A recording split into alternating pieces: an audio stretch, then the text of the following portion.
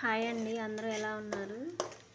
ఇది నిన్నటి వీడియో. ఆదివారం చేపల కూర వండుకున్నానండి. ఎలా వండుకున్నాను మీకు చూపిస్తున్నాను.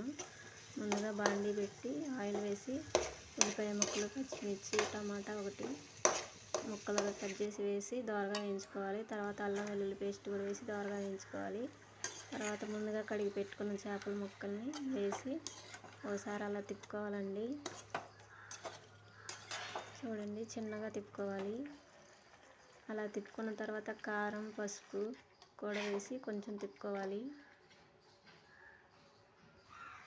వెనకటి వాళ్ళు అయితే ఎగరేసేవాళ్ళు, ముక్కల్ని 2 చేతులతో ఇలా బాండీ పెట్టుకొని ఎగరేసేవాళ్ళు.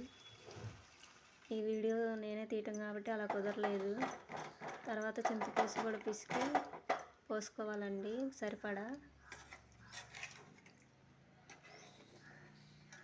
బాండీని 2 పక్కల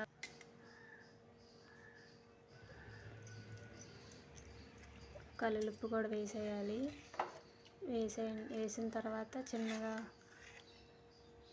మీకు అవకాశం ఉంటే 2 పక్కల బాండీ క్లాత్తో పట్టుకొని ఇలా కదపండి, సరిపోతుంది. నేను వీడియో తీయటం నేనే కాబట్టి మీకు ఇలా చూపిస్తున్నాను. చిన్నగా ఒక పక్క నుంచి తిప్పుకున్నాను. తర్వాత మూత పెట్టేయాలి.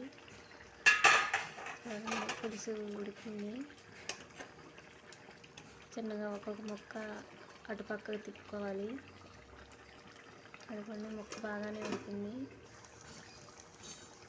తర్వాత గరం మసాలా వేసేయాలి.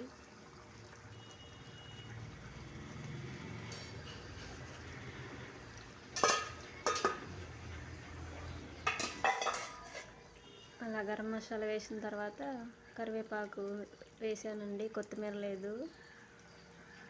ముక్క ఉడికిందో లేదో చూస్తున్నాను. ఉడికిపోయింది.